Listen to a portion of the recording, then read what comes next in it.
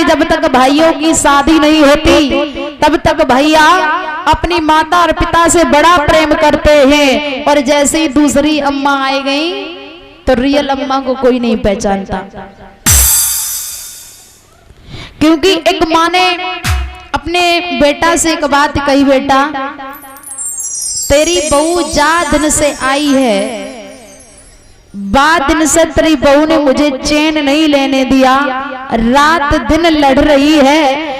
तो बेटा ने कहा माँ फिर क्या करना चाहिए? तो जवाब दिया उसे समझा दो। बताओ ये बात बहुत गलत है, क्योंकि दूसरे की माँ भी अपनी एक माँ होती है। तो कहा कि माँ क्या समझा दूं? बोले बेटा समझा दो, क्योंकि वो रात दिन हमसे लड़ती रहती, कुछ भी नहीं कहो तो भी लड़ने लगती है। तो माँ ने एक बात और कही कि लाला शायद तुझे ये पता नहीं होगा कि तुझे 9 महीने तक मैंने अपने गर्भ में कैसे रखा। बेटा सेकंड हैंड घोपड़ी का था, खड़ा हो गया और बोला माँ तूने 9 महीने अगर अपने गर्भ में रखा है तो तूने कोई उपकार नहीं मेरे ऊपर कर दिए। अगर तूने 9 महीने हमें पेट में रखा है तो 9 महीने का किराया बता दे कितना हो गया। ध्यान रखना प्यारे भक्त, वो बच्चा अपनी माँ से कह रहा है कि किराया बता दो कितना हो गया। एक संत जी आ गए, संत जी ने कहा है कि तू हमारे पास आ। संत जी ने अपने पास बुलाया, और पास बुलाने के बाद में एक बात कही है कि ज्यादा तुझे नहीं, केवल और केवल 2 ईंटें उसके पेट से बांध दी, और कहा है कि तू सिर्फ सिर्फ इन ईंटों को 2 दिन तक बांधे रहे।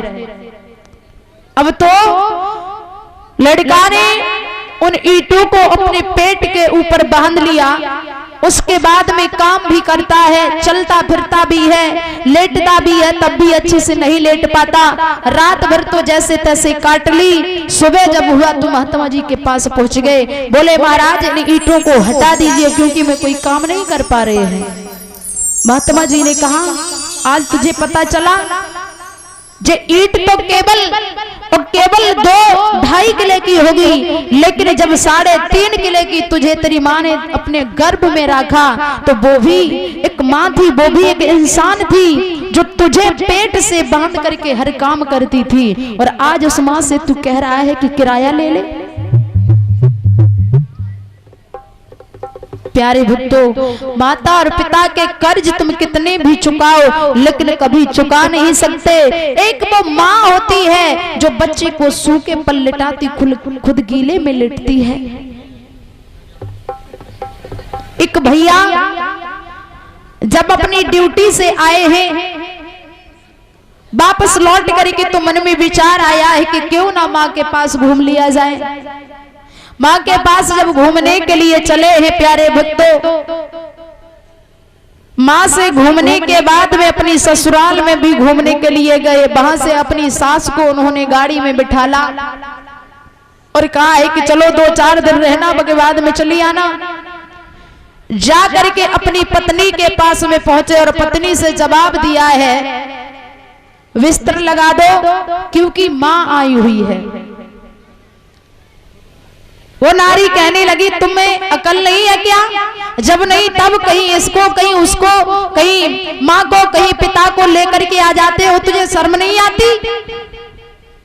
बोले अरे क्या बात हुई? अरे वो भी तो माँ है। जवाब दिया मैं तुम्हारी माँ के लिए भोजन नहीं बना पाएंगे। तो हंसते हंसते पति ने कह दिया अरे पगली वो मेरी माँ नहीं वो तेरी माँ है, और जब तेरी माँ का नाम सुना है तो भाग खड़ी हुई गाड़ी की तरफ जा करके अपनी माँ को उतार करके लेकर के आई और बोली अरे तुमने इतनी देर में क्यों बताया, पहले क्यों नहीं बता दिया कि मेरी माँ को लेकर के आए? तो वो पति कहने लगा कि जिस प्रकार से तू अपनी माँ से प्रेम करती है और उसी प्रकार से मैं भी अपनी माँ से प्रेम करता हूँ। और आज वो पति अपनी पत्नी को छोड़ करके अपनी माँ के पास पहुंच गया। यही आप सभी से निवेदन है, माताओं दूसरे की माँ भी अपनी माँ से बढ़ करके होती है। क्योंकि अगर तुम उस घर में जाओगी, माता पिता की, सास ससुर की सेवा करोगी तो हमेशा हमेशा तुम्हारा नाम अमर रहेगा। और तुम सास ससुर की अगर सेवा नहीं करोगी, परेशान करोगी, तो समझ लेना कि तुम्हारा उद्धार होने वाला नहीं, क्योंकि तुम्हारी भी संतान आगे आने वाली और तुम्हारी भी बहू तुम्हारे सामने आने वाली।